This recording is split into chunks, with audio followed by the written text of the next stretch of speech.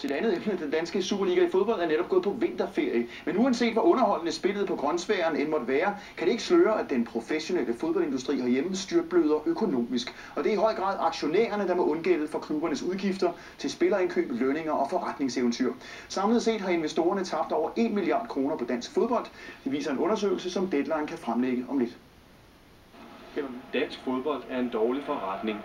Over de seneste 2 år har Superliga-klubberne haft et samlet underskud på 600 millioner kroner, og kun 2 klubber, FC København og Silkeborg IF, driblede igennem regnskabsåret 2010 med et positivt resultat. Det er især høje udgifter til spillerkøb og lønninger, som skaber røde tal i fodboldklubberne, vurderer sportsøkonom Jesper Jørgensen. Der er slet ingen tvivl om, at de ligger, som de selv har ret i dag. Og så er der selvfølgelig græn af finanskriser lignende, der kommer ind og driller rent økonomisk, men det største issue her, det er, at man har investeret så mange penge i spillertrupperne, som man har. Siden børseventyret begyndte for de danske fodboldklubber i 1987, har investorerne skudt over 2 milliarder kroner i dansk fodbold, i form af kapitalindskud og aktieemissioner. Og siden har klubberne tabt 1 milliard kroner af de investerede penge.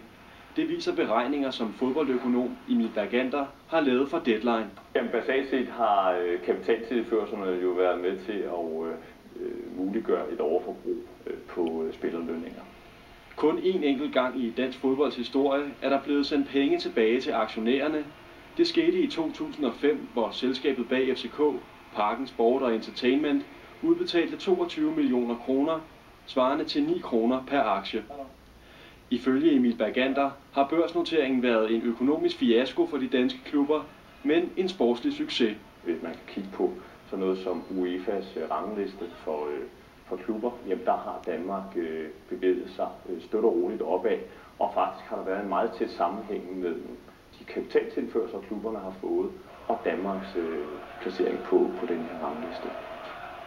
Men hvis det kan være til nogen trøst, så er det ikke kun herhjemme, at fodboldklubberne er økonomisk presset. I de store europæiske ligaer hører det ligeledes til sjældenhederne, at klubber kan opvise sorte tal på bundlinjen. Det ser sort ud med fodboldøkonomien i Europa.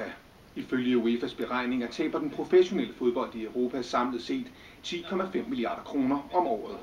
Og at være stor er ikke nødvendigvis godt. Den største fodboldforretning finder vi i Real Madrid. Her skylder man 5 milliarder kroner væk. I UEFA's rapport The European Club Footballing Landscape fra 2010, der læser man, at 732 europæiske klubber til sammen skylder et beløb svarende til 55 milliarder kroner. Det nyrigeste hold fra Manchester City har netop afleveret et regnskab med et underskud på, og hold nu fast, 1,4 milliarder kroner. Men lige netop i England har oliemilliardæren Roman Abramovich startet en trend i Chelsea. Milliardærer, især fra Mellemøsten, har købt sig ind i Premier League. En optælling, som Deadline har foretaget, viser, at ejerne af de 20 Premier League-klubber tilsammen har en privat formue på omkring 700 milliarder kroner. Stort beløb. Velkommen Rasmus Storm, Ph.D.-stipendiat med speciale i fodboldøkonomi, og også velkommen Asger Hedegaard Bøje, idehistoriker og fast fodboldskribent i Weekendavisen. Lad os tage det helt fra oven. Hvorfor er det så vanskeligt at drive rentabel forretning i fodboldverdenen? Ja, man kan sige, at hvis man skal være helt kort og kontant, så i forhold til den her underlige økonomi, så er der 2 hovedårsager til det. Det ene er, at man måske har konstrueret, måden, at den her fungerer på en måde, der i forhold til andre brancher gør, at man lever under det, man kan kalde ruinerende konkurrencebetingelser. Og den anden ting er selvfølgelig det helt basale, at det her er en emotionel økonomi, en slags følelsernes økonomi, hvor det der med at vinde er meget, meget vigtigt. Og det koster.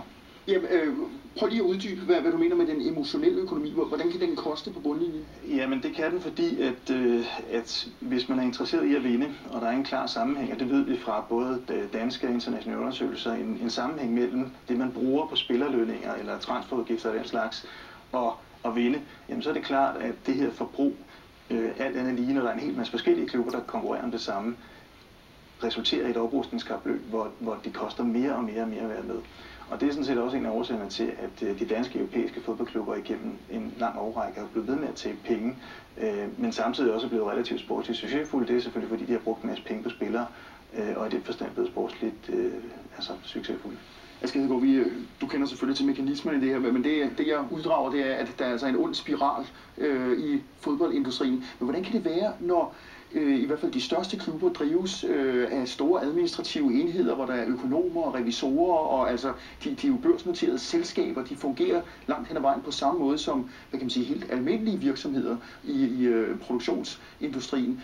Hvorfor er det stort set umuligt for fodboldklubber at få sorte tal på bundlinjen? Jamen altså, man kan sige det her først og fremmest, de har den her, fodboldklubberne har den her klemme på deres fans, der gør, at fansene vil nok gerne se sorte tal på bundlinjen, men det der er allervigtigst, det er jo pokaler i skabet, det er titler, det er sportslig succes. Så man kan sige, de her to parametre, den økonomiske succes og den sportslige succes, der har det helt klart været det sidste af de to parametre, der har vundet i langt de fleste tilfælde. Så det er, tilbage til det Rasmus Storm taler om, altså det er emotioner, det er følelser over for det, der egentlig burde være merkantil logik, altså købmandskab. Ja, og så det her med går den, så går den. Altså man kan sige, inden version 1 af finanskrisen i 2008, så havde vi jo det her billede af, at de kunne få lov at løbe så langt de ville. Og det var på bankernes nåde og på rigmændenes nåde, og hvem der ellers har siddet og trukket trådene i de forskellige klubber. Så går den, men den går så ikke så meget længere på grund af den krise, vi befinder os i. Nej, det gør den nemlig ikke. Altså, klubberne bliver så tvunget til, og det skal vi tale om lige om lidt, tvunget til at slanke, men hvis man skal kigge helt koldt og kontant på, hvor fedtlaget kan skæres væk, er det så spillerlønningerne? Ja, det er i hvert fald altså transfermarkedet gik også i stå i forbindelse med finanskrisen, og der er ikke nogen tvivl om, at det var jo fordi, at man ligesom bremsede op og ikke rigtig havde muligheden for at købe så meget ind, som man havde før, fordi man selvfølgelig skulle slanke.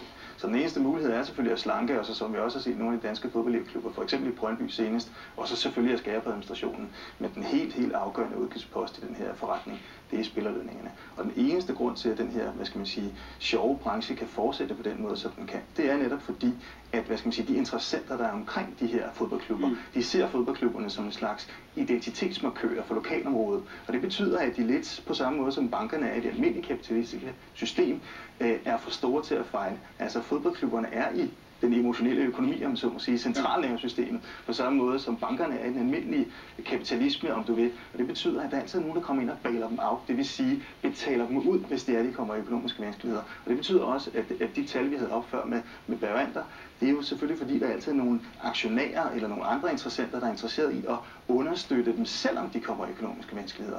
Og det bliver selvfølgelig også på en eller anden måde en institutionaliseret forventning hos de her klubber, at der skal nok komme nogen og redde os i gåseøjne. Ikke bevidst, men fordi at vi er nogle lokale aktører, der ligesom viser vores lokalregion frem på landkortet, så er der rigtig, rigtig mange, som har lyst til at give ekstra penge i kassen. Og det er jo, vil man i hvert fald sige udefra, hvis man tager de økonomiske briller på, en ret ond byld, som får lov til at vokse så større og større. Jeg ved, at der fra UEFA's side, altså det internationale fodboldforbund, er et tiltag, som skal iværksættes her fra sæsonen 2012-2013, Financial Fair Play. Kan du give det et par ord med på vejen, Asger Hedegaard? Jamen altså, det er sådan i det store hele UEFA's præsident Michel Platinis, han har givet den, siden han kom til i rollen som den lille klubs beskytter, kan man sige, og den lille mands beskytter. Og hans nyeste tiltag, det er så det her Financial Fair Play, som kort og godt går ud på, at klubberne skal simpelthen sætte tæring efter næring. Ikke meget simpelt, men det har der altså ikke været indtil nu i international fodbold. De giver UEFA giver sådan en buffer på 3 år, hvor man må have et vist underskud, men efter det, så skal det altså, så skal der sorte tal på bundlinjen, ellers så kan de iværksætte forskellige sanktioner, udelukke klubber fra Champions League, som jo er det store guldæg, ikke? Hvor man kan tjene rigtig mange penge, og der er forskellige former for straffe. Vi har set det i Spanien, og nu må I korrigere mig, hvis jeg husker galt, hvor klubben Mallorca, der ligger i den bedste liga, blev udelukket fra europæisk fodbold, fordi de havde blodrøde tal på bundlinjen. Men det er så, hvad kan man sige, et institutionelt tiltag fra fodboldverdens side, men hvordan kan klubberne manøvrere sig udenom det her? Hvad er smutvejene? Jamen, der er mange smutveje, og tiltaget Financial Fair Play er kommet under hård kritik fra dets fødsel af, kan man sige. Altså en klub som Manchester City er det gode eller det dårlige eksempel på, hvordan man leder en klub helt ud til afgrundens rand, ikke rent økonomisk, fordi man har de her rige sheiker fra de Forenede Arabiske Emirater, som er gået ind og simpelthen budgetterer med et milliardunderskud i hver eneste sæson. Og det er selvfølgelig sådan nogle klubber, UEFA vil skride ind overfor. Men man kan sige, de har allerede testet forslaget, inden det næsten er kommet i gang. De har afsat deres stadionnavn for et beløb svarende til 3 milliarder kroner over en 10-årig periode til halvbrugeren til klubejeren. Ikke? Ja. Så forbindelserne mellem Manchester Citys nuværende klubejer og dem, der skal sponsorere klubben, er så tætte, at man kan sige, er det finansiel doping det her, eller er det en fair handel? Ikke? Det er virkelig en gråzone. Og ved at pantsætte sit oprindelige stadionnavn til fordel for et